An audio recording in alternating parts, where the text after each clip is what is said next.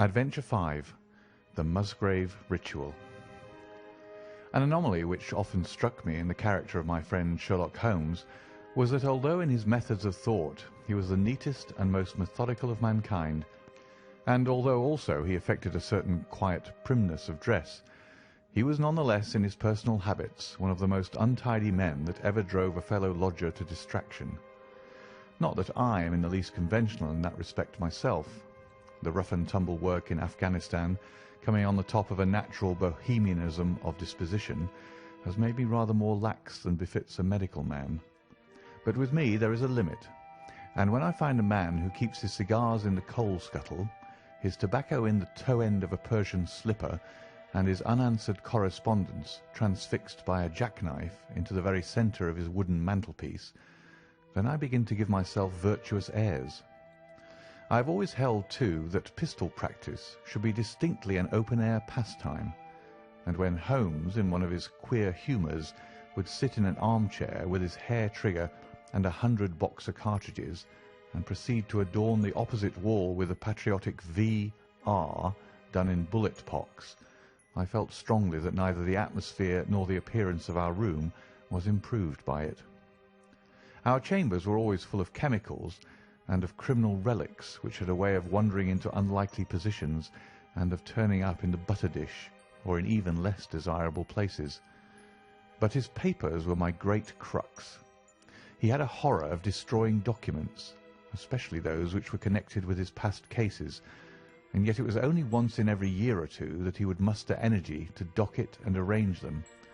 For, as I have mentioned somewhere in these incoherent memoirs, the outbursts of passionate energy when he performed the remarkable feats with which his name is associated were followed by reactions of lethargy during which he would lie about with his violin and his books, hardly moving save from the sofa to the table. Thus, month after month, his papers accumulated, until every corner of the room was stacked with bundles of manuscript which were on no account to be burned, and which could not be put away save by their owner. One winter's night, as we sat together by the fire, I ventured to suggest to him that as he had finished pasting extracts into his commonplace book, he might employ the next 2 hours in making our room a little more habitable. He could not deny the justice of my request, so with a rather rueful face he went off to his bedroom, from which he returned presently, pulling a large tin box behind him. This he placed in the middle of the floor, and squatting down upon a stool in front of it, he threw back the lid. I could see that it was already a third full of bundles of paper tied up with red tape into separate packages. "There are cases enough here, Watson," said he, looking at me with mischievous eyes. "I think that if you knew all that I had in this box, you would ask me to pull some out instead of putting others in." "These are the records of your early work, then?" I asked. "I've often wished that I had notes of those cases." "Yes, my boy. These were all done prematurely before my biographer had come to glorify me." He lifted bundle after bundle in a tender, caressing sort of way. "They are not all successes, Watson," said he, "but there are some pretty little problems among them. Here's the record of the Tarleton murders, and the case of Vanbury, the wine merchant, and the adventure of the old Russian woman, and the singular affair of the aluminium crutch, as well as a full account of Ricoletti of the club foot and his abominable wife. And here, now this really is something a little recherché." He dived his arm down to the bottom of the chest and brought up a small wooden box with a sliding lid, such as children's toys are kept in. From within he produced a crumpled piece of paper, an old-fashioned brass key, a peg of wood with a ball of string attached to it, and 3 rusty old discs of metal. "Well, my boy, what do you make of this lot?" he asked, smiling at my expression. "It is a curious collection." "Very curious, and the story that hangs around it will strike you as being more curious still." "These relics have a history, then?" "So much so that they are history." "What do you mean by that?" Sherlock Holmes picked them up one by one and laid them along the edge of the table. Then he reseated himself in his chair and looked them over with a gleam of satisfaction in his eyes. "These," said he, are all that I have left to remind me of the adventure of the Musgrave Ritual. I'd heard him mention the case more than once, though I'd never been able to gather the details. "I should be so glad," said I, "if you'd give me an account of it." "And leave the litter as it is?" he cried mischievously. "Your tidiness won't bear much strain after all, Watson. But I should be glad that you should add this case to your annals, for there are points in it which make it quite unique in the criminal records of this, or, I believe, of any other country. A collection of my trifling achievements would certainly be incomplete which contained no account of this very singular business. You may remember how the affair of the Gloria Scott and my conversation with the unhappy man whose fate I told you of first turned my attention in the direction of the profession which had become my life's work. You see me now when my name has become known far and wide, and when I am generally recognized both by the public and by the official force as being a final court of appeal in doubtful cases. Even when you knew me first, at the time of the affair which you have commemorated in A Study in Scarlet, I had already established a considerable, though not a very lucrative, connection. You can hardly realize, then, how difficult I found it at first, and how long I had to wait before I succeeded in making any headway. When I first came up to London, I had rooms in Montague Street, just round the corner from the British Museum, and there I waited, filling in my too abundant leisure time by studying all those branches of science which might make me more efficient. Now and again cases came in my way, principally through the introduction of old fellow students, for during my last years at the university there was a good deal of talk there about myself and my methods. The third of these cases was that of the Musgrave Ritual, and it is to the interest which was aroused by that singular chain of events, and the large issues which proved to be at stake, that I trace my first stride towards the position which I now hold. Reginald Musgrave had been in the same college as myself, and I had some slight acquaintance with him. He was not generally popular among the undergraduates, though it always seemed to me that what was set down as pride was really an attempt to cover extreme natural diffidence. In appearance, he was a man of exceedingly aristocratic type, thin, high-nosed and large-eyed, with languid and yet courtly manners. He was indeed a scion of one of the very oldest families in the kingdom, though his branch was a cadet one which had separated from the northern Musgraves some time in the 16th century, and had established itself in western Sussex, where the manor house of Hurlstone is perhaps the oldest inhabited building in the county. Something of his birthplace seemed to cling to the man, and I never looked at his pale, keen face or the poise of his head without associating him with grey archways and mullioned windows and all the venerable wreckage of a feudal keep. Once or twice we drifted into talk, and I can remember that more than once he expressed a keen interest in my methods of observation and inference. For 4 years I had seen nothing of him until one morning he walked into my room in Montague Street. He had changed little, was dressed like a young man of fashion. He was always a bit of a dandy, and preserved the same quiet, suave manner which had formerly distinguished him. "How has all gone with you, Musgrave?" I asked after we had cordially shaken hands. "You probably heard of my poor father's death," said he. "He was carried off about 2 years ago. Since then I have, of course, had the Hurlstone estates to manage, and as I am member for my district as well, my life has been a busy one. But I understand, Holmes, that you are turning to practical ends those powers with which you used to amaze us." "Yes," said I have taken to living by my wits." "I am delighted to hear it, for your advice at present would be exceedingly valuable to me. We have had some very strange doings at Hurlstone, and the police have been able to throw no light upon the matter. It is really the most extraordinary and inexplicable business." You can imagine with what eagerness I listened to him, Watson, for the very chance for which I had been panting during all those months of inaction seemed to have come within my reach.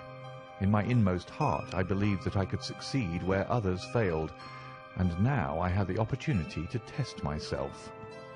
"Pray, let me have the details," I cried. Reginald Musgrave sat down opposite to me and lit the cigarette which I had pushed towards him.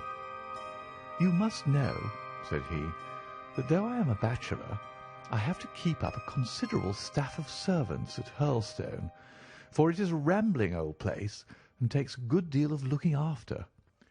I preserve, too, and in the pheasant months I usually have a house party, so that it would not do to be short-handed. Altogether there are 8 maids, the cook, the butler, 2 footmen and a boy. The garden and the stables, of course, have a separate staff. Of those servants, the one who had been longest in our service was Brunton the butler. He was a young schoolmaster out of place when he first taken up by my father, but he was a man of great energy and character, and he soon became quite invaluable in the household. He was a well-grown, handsome man with a splendid forehead, and though he has been with us for 20 years, he cannot be more than 40 now. With his personal advantages and his extraordinary gifts, for he can speak several languages and play nearly every musical instrument, it is wonderful that he should have been satisfied so long in such a position, but I suppose that he was comfortable and lacked energy to make any change. The butler of Hurlstone is always a thing that is remembered by all who visit us. But this paragon has one fault. He is a bit of a Don Juan, and you can imagine that for a man like him it is not a very difficult part to play in a quiet country district. When he was married it was all right, but since he has been a widower we have had no end of trouble with him. A few months ago we were in hopes that he was about to settle down again, for we became engaged to Rachel Howells, our second housemaid, but he has thrown her over since then and taken up with Janet Tregellis, the daughter of the head gamekeeper. Rachel, who is a very good girl, but of an excitable Welsh temperament, had a sharp touch of brain fever, and goes about the house now, or did until yesterday, like a black-eyed shadow of her former self. That was our first drama at Hurlstone, but a second one came to drive it from our minds, and it was prefaced by the disgrace and dismissal of Butler Brunton. This is how it came about. I have said that the man was intelligent, and this very intelligence has caused his ruin, for it seems to have led to an insatiable curiosity about things which did not in the least concern him. I had no idea of the lengths to which this would carry him until the merest accident opened my eyes to it. I have said that the house is a rambling one. One day last week, on Thursday night to be more exact, I found that I could not sleep, having foolishly taken a cup of strong café noir after my dinner. After struggling against it until 2 in the morning, I felt that it was quite hopeless. So I rose and lit the candle with the intention of continuing a novel which I was reading. The book, however, had been left in the billiard room, so I pulled on my dressing gown and started off to get it. In order to reach the billiard room, I had to descend a flight of stairs, and then to cross the head of a passage which led to the library and the gun room. You can imagine my surprise when, as I looked down this corridor, I saw a glimmer of light coming from the open door of the library. I had myself extinguished the lamp and closed the door before coming to bed. Naturally, my first thought was of burglars. The corridors at Hurlstone have their walls largely decorated with trophies of old weapons. From one of these I picked a battle-axe, and then, leaving my candle behind me, I crept on tiptoe down the passage and peeped in at the open door. Brunton the butler was in the library. He was sitting, fully dressed, in an easy-chair with a slip of paper which looked like a map upon his knee, and his forehead sunk forward upon his hand in deep thought. I stood dumb with astonishment, watching him from the darkness. A small taper on the edge of the table shed a feeble light which sufficed to show me that he was fully dressed. Suddenly, as I looked, he rose from his chair, and walking over to a bureau at the side, he unlocked it and drew out one of the drawers. From this he took a paper, and returning to his seat, he flattened it out beside the taper on the edge of the table and began to study it with minute attention. My indignation at this calm examination of our family documents overcame me so far that I took a step forward, and Brunton, looking up, saw me standing in the doorway. He sprang to his feet, his face turned livid with fear, and he thrust into his breast the chart-like paper which he had been originally studying. "So," said I, "this is how you repay the trust which we have reposed in you. You will leave my service tomorrow." He bowed with the look of a man who is utterly crushed, and slunk past me without a word. The taper was still on the table, and by its light I glanced to see what the paper was which Brunton had taken from the bureau. To my surprise, it was nothing of any importance at all, but simply a copy of the questions and answers in the singular old observance called the Musgrave Ritual. It is a sort of ceremony peculiar to our family, which each Musgrave for centuries past has gone through on his coming of age. A thing of private interest, and perhaps of some little importance to the archaeologist, like our own blazonings and charges, but of no practical use whatever. "We had better come back to the paper afterwards," said I. "If you think it really necessary," he answered with some hesitation. To continue my statement, however, I relocked the bureau, using the key which Brunton had left, and I had turned to go when I was surprised to find that the butler had returned and was standing before me.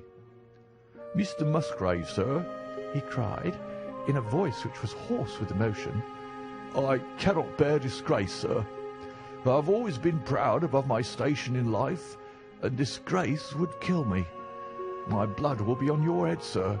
It will indeed, if you drive me to despair. If you cannot keep me after what has passed, then for God's sake let me give you notice and leave in a month, as if of my own free will. I could stand that, Mr. Musgrave, but not to be cast out before all the folk that I know so well." "You don't deserve much consideration, Brunton," I answered. "Your conduct has been most infamous. However, as you have been a long time in the family, I have no wish to bring public disgrace upon you. A month, however, is too long. Take yourself away in a week, and give what reason you like for going." "Only a week, sir," he cried, in a despairing voice.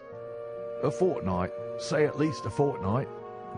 "A week," I repeated, "and you may consider yourself to have been very leniently dealt with." He crept away, his face sunk upon his breast like a broken man, while I put out the light and returned to my room. For 2 days after this, Brunton was most assiduous in his attention to his duties.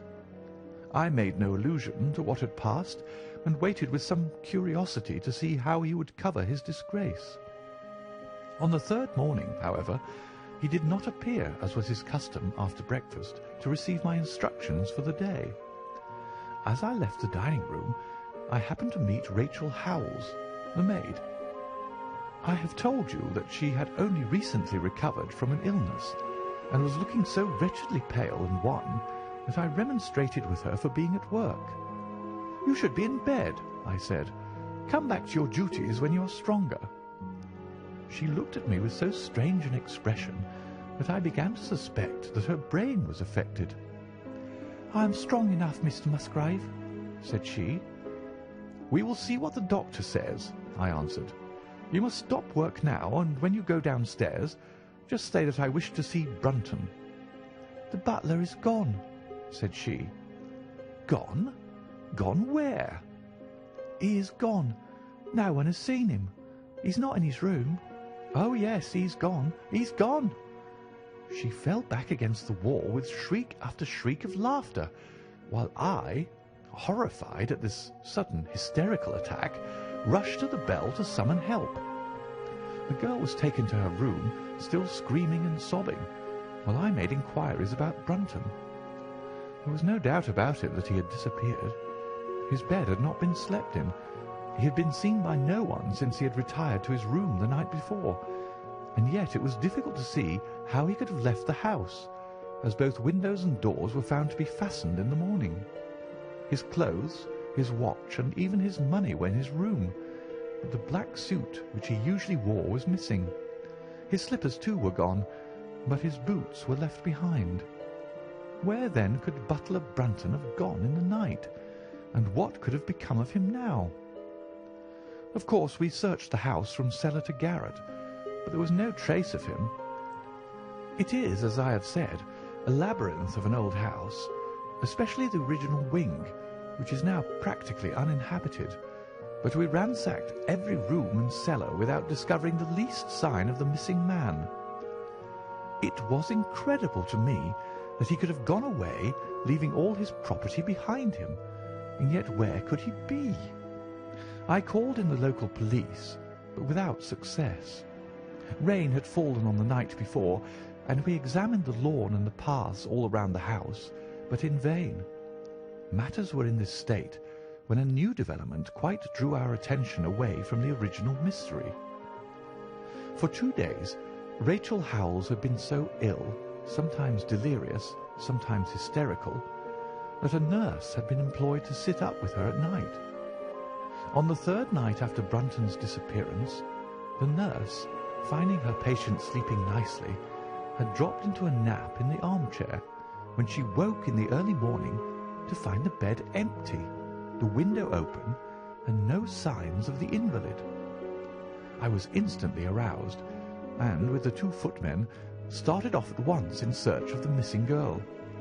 It was not difficult to tell the direction which she had taken, for starting from under her window, we could follow her footmarks easily across the lawn to the edge of the mere, where they vanished close to the gravel path which leads out of the grounds. The lake there is 8 feet deep, and you can imagine our feelings when we saw that the trail of the poor demented girl came to an end at the edge of it. Of course, we had the drags at once and set to work to recover the remains, but no trace of the body could we find. On the other hand, we brought to the surface an object of a most unexpected kind. It was a linen bag which contained within it a mass of old rusted and discoloured metal and several dull-coloured pieces of pebble or glass. This strange find was all that we could get from the mere, and although we made every possible search and inquiry yesterday, we know nothing of the fate either of Rachel Howells or of Richard Brunton. The county police are at their wits' end, and I have come up to you as a last resource. You can imagine, Watson, with what eagerness I listened to this extraordinary sequence of events, and endeavoured to piece them together and to devise some common thread upon which they might all hang. The butler was gone, the maid was gone. The maid had loved the butler, but had afterwards had cause to hate him. She was of Welsh blood, fiery and passionate. She had been terribly excited immediately after his disappearance. She had flung into the lake a bag containing some curious contents. These were all factors which had to be taken into consideration, and yet none of them got quite to the heart of the matter. What was the starting point of this chain of events? There lay the end of this tangled line. "I must see that paper, Musgrave," said I, "which this butler of yours thought it was worth his while to consult, even at the risk of the loss of his place." "It is rather an absurd business, this ritual of ours," he answered, "but it has at least the saving grace of antiquity to excuse it. I have a copy of the questions and answers here, if you care to run your eye over them."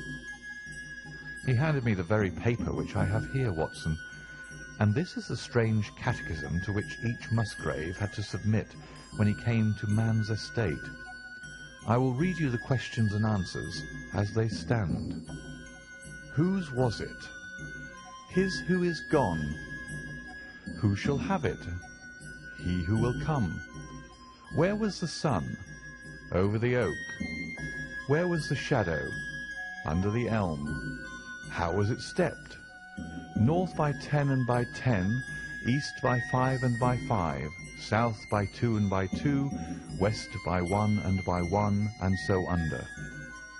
What shall we give for it? All that is ours. Why should we give it? For the sake of the trust.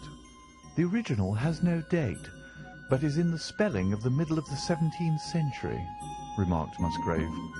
I'm afraid, however, that it can be of little help to you in solving this mystery. "At least," said I, "it gives us another mystery, and one which is even more interesting than the first. It may be that the solution of the one may prove to be the solution of the other. You will excuse me, Musgrave, if I say that your butler appears to me to have been a very clever man, and to have had a clearer insight than 10 generations of his masters." "I hardly follow you," said Musgrave. "Paper seems to me to be of no practical importance." "But to me it seems immensely practical, and I fancy that Brunton took the same view. He had probably seen it before that night on which you caught him." "It is very possible. We took no pains to hide it." "He simply wished, I should imagine, to refresh his memory upon that last occasion. He had, as I understand, some sort of map or chart which he was comparing with the manuscript, and which he thrust into his pocket when you appeared." "That is true. But what could he have to do with this old family custom of ours, and what does this rigmarole mean?" "I don't think that we should have much difficulty in determining that," said I. "With your permission, we will take the first train down to Sussex and go a little more deeply into the matter upon the spot." The same afternoon saw us both at Hurlstone. Possibly you have seen pictures and read descriptions of the famous old building, so I will confine my account of it to saying that it is built in the shape of an L, the long arm being the more modern portion, and the shorter the ancient nucleus from which the other had developed. Over the low, heavily linteled door in the centre of this old part is chiselled the date 1607, but experts are agreed that the beams and stonework are really much older than this. The enormously thick walls and tiny windows of this part had in the last century driven the family into building the new wing, and the old one was used now as a storehouse and a cellar, when it was used at all. A splendid park with fine old timber surrounds the house, and the lake to which my client had referred lay close to the avenue about 200 yards from the building. I was already firmly convinced, Watson, that there were not 3 separate mysteries here, but only one, and that if I could read the Musgrave Ritual aright, I should hold in my hand the clue which would lead me to the truth concerning both the butler Brunton and the maid Howells. To that, then, I turned all my energies. Why should this servant be so anxious to master this old formula? Evidently because he saw something in it which had escaped all those generations of country squires, and from which he expected some personal advantage. What was it, then? And how had it affected his fate?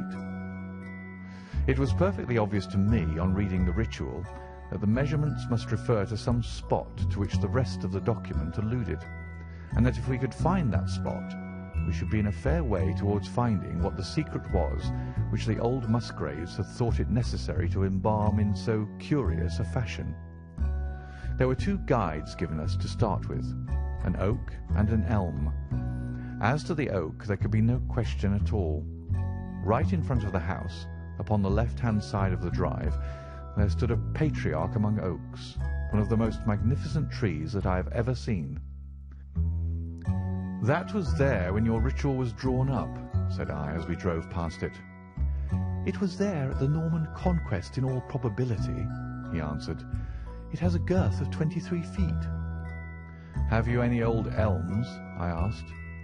"There used to be a very old one over yonder, but it was struck by lightning 10 years ago, and we cut down the stump."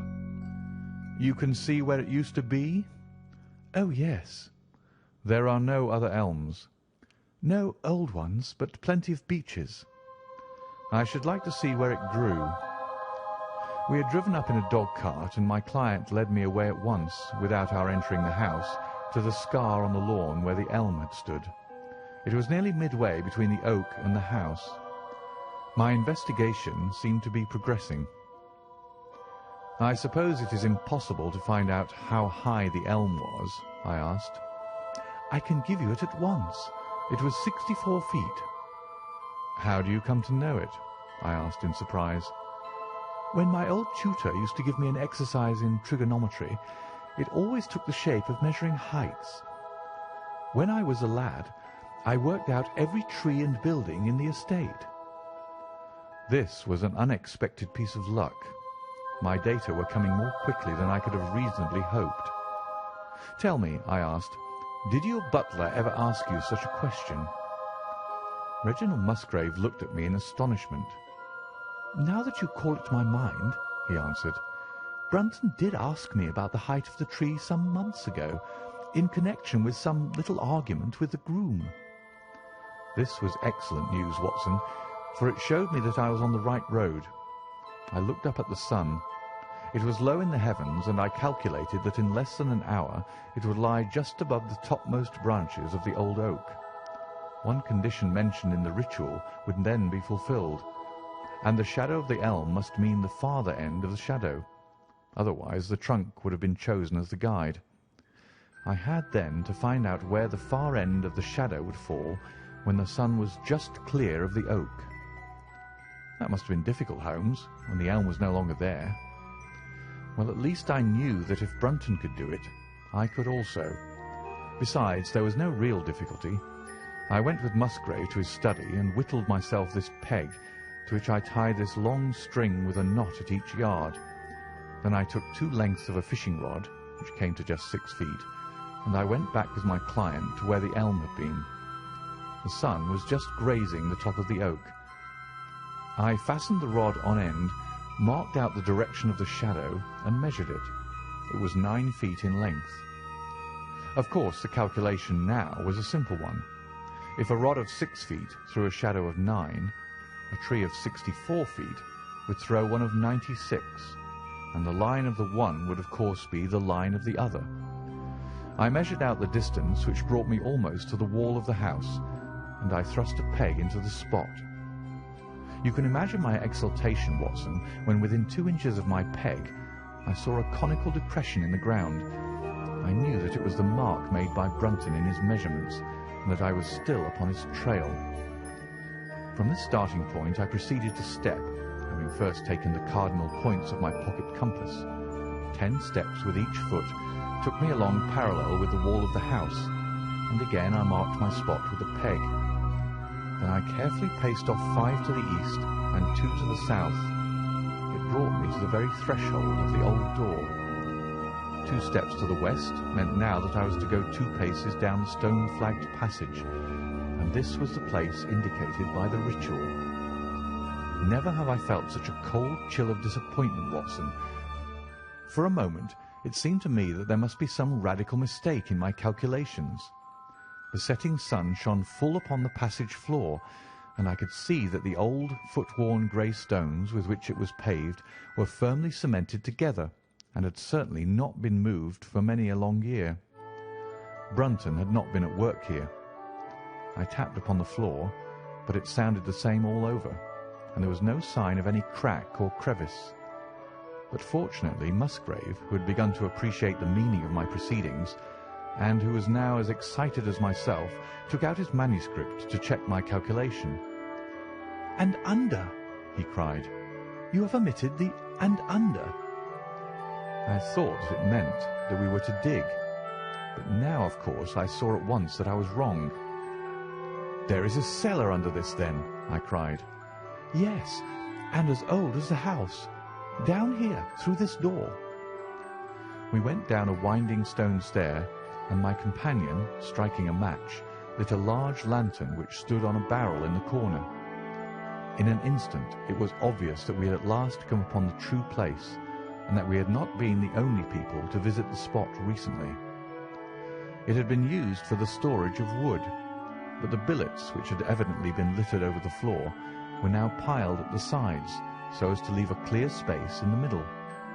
In this space lay a large and heavy flagstone with a rusted iron ring in the centre, to which a thick shepherd's check muffler was attached. "By Jove!" cried my client. "That's Brunton's muffler. I've seen it on him, and could swear to it. What has the villain been doing here?" At my suggestion, a couple of the county police were summoned to be present, and I then endeavoured to raise the stone by pulling on the cravat. I could only move it slightly, and it was with the aid of one of the constables that I succeeded at last in carrying it to one side. A black hole yawned beneath, into which we all peered, while Musgrave, kneeling at the side, pushed down the lantern. A small chamber about 7 feet deep and 4 feet square lay open to us. At one side of this was a squat, brass-bound wooden box, the lid of which was hinged upwards with this curious old-fashioned key projecting from the lock.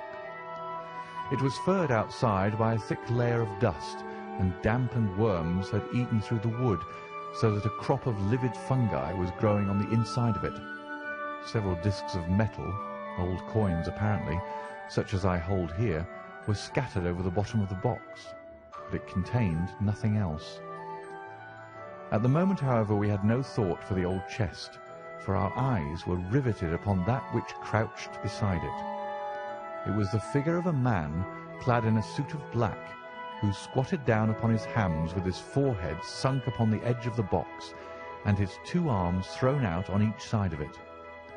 The attitude had drawn all the stagnant blood to the face, and no man could have recognized that distorted, liver-coloured countenance, but his height, his dress, and his hair were all sufficient to show my client, when we had drawn the body up, that it was indeed his missing butler. He had been dead some days, but there was no wound or bruise upon his person to show how he had met his dreadful end. When his body had been carried from the cellar, we found ourselves still confronted with a problem which was almost as formidable as that which we had started. I confess that so far, Watson, I had been disappointed in my investigation. I had reckoned upon solving the matter when once I had found the place referred to in the ritual. But now I was there, and was apparently as far as ever from knowing what it was which the family had concealed with such elaborate precautions. It is true that I had thrown a light upon the fate of Brunton, but now I had to ascertain how that fate had come upon him, and what part had been played in the matter by the woman who had disappeared.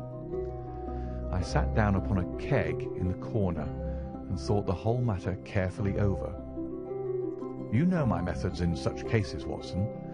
I put myself in the man's place, and having first gauged his intelligence, I try to imagine how I should myself have proceeded under the same circumstances.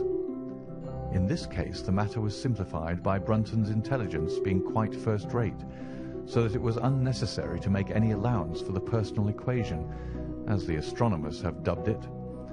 He knew that something valuable was concealed. He had spotted the place.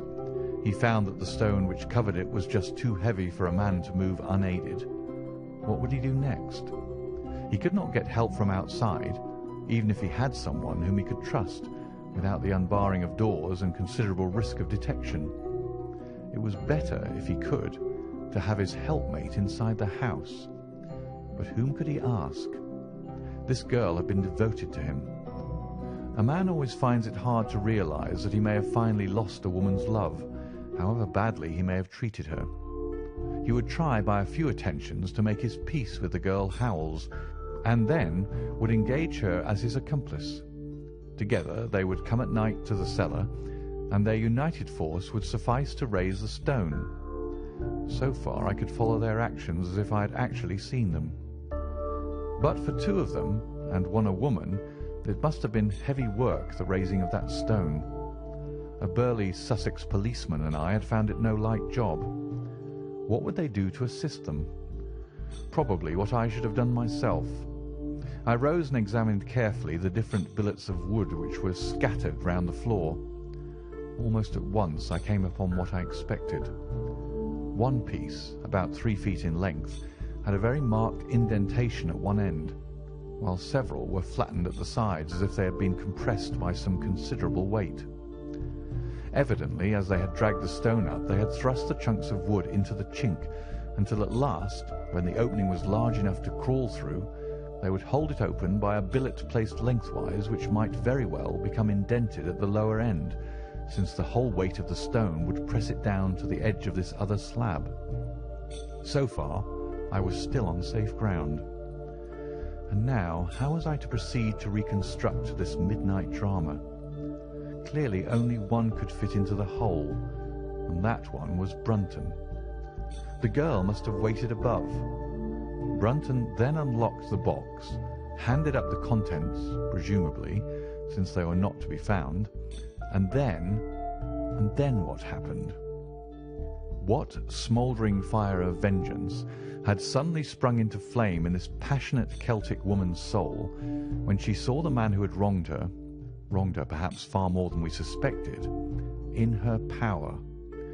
Was it a chance that the wood had slipped and that the stone had shut Brunton into what had become his sepulchre? Had she only been guilty of silence as to his fate?